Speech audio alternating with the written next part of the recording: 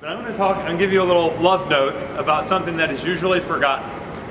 It's a tiny detail, and in urbanism, usually we think about how all of the pieces and parts and elements are connected to all of the others, and we want to talk about them all at once. So just as an experiment, I'm going to talk about just one. But it's one that makes a lot of difference.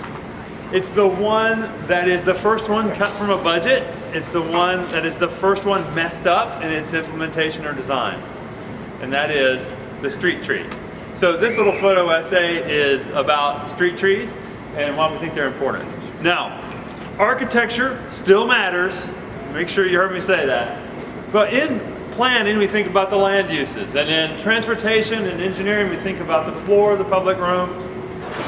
But the ceiling of the public room is most often established by the street trees. John Nolan, the great landscape architect, planted that subdivision so that someday people would be able to ride through there on their bike or in their car or running and experience a climax forest.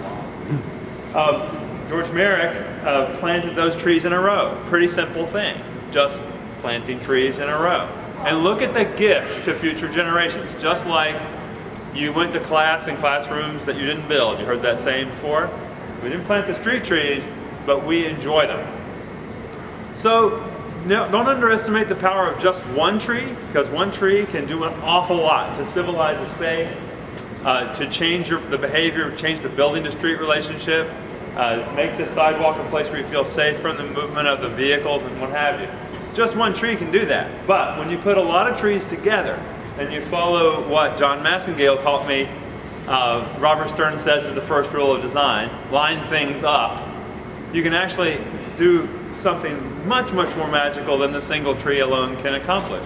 Just imagine the dignity of taking your daily commute on two wheels in that environment, or taking that run because somebody lined up the trees. Now, the trees do something else.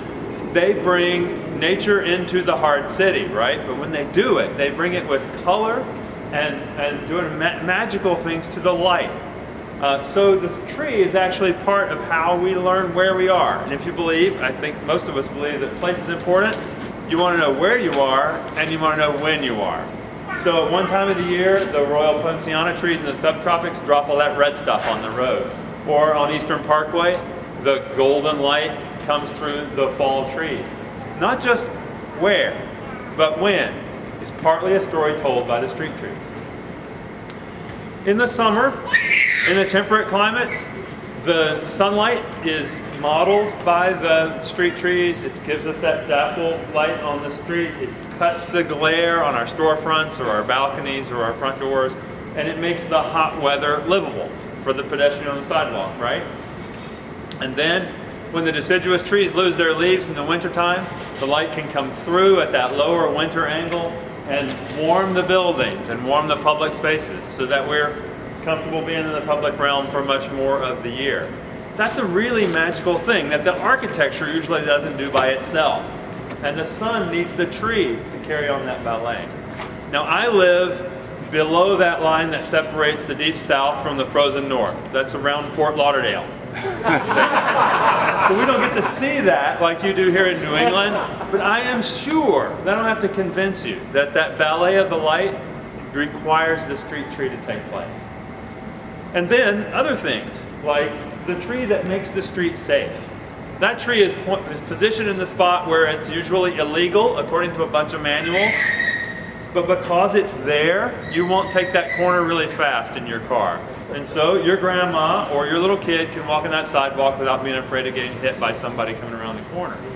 Or in that street scene, those trees are part of a system that make it possible for that cyclist to coexist with the people parking cars or moving canal boats or living in the close by buildings or walking across the bridge. It's part of the ensemble.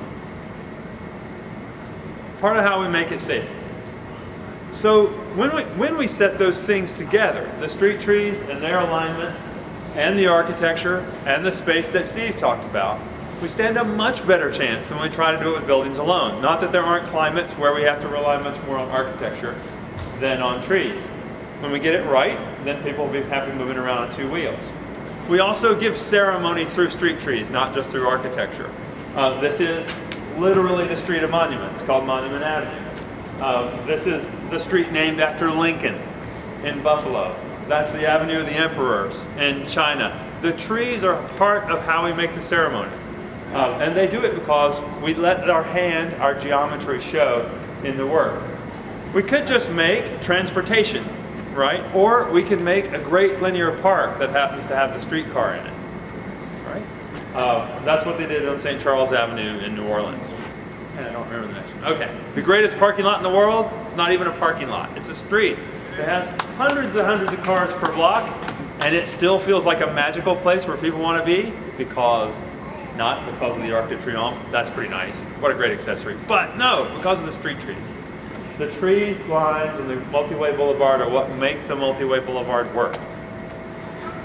And what we discover is that the bigger the street is and the less it has that enclosure that Steve talked about, even more reliant it becomes on the street tree. That's an example in Guilin in China, that's an example in Commonwealth Avenue in Boston.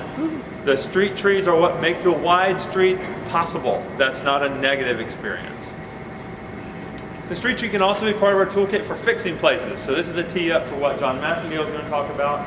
Greenville, South Carolina used the street tree to bring their main street back to life. In our little town in South Miami, this is the before, that's the after, and the street tree was part of the toolkit that changed it from being a dead alley to the social center of the community.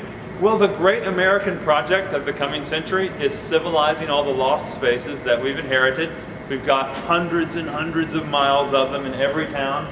One of the ways we'll do it is with the simple street tree. Thank you very much.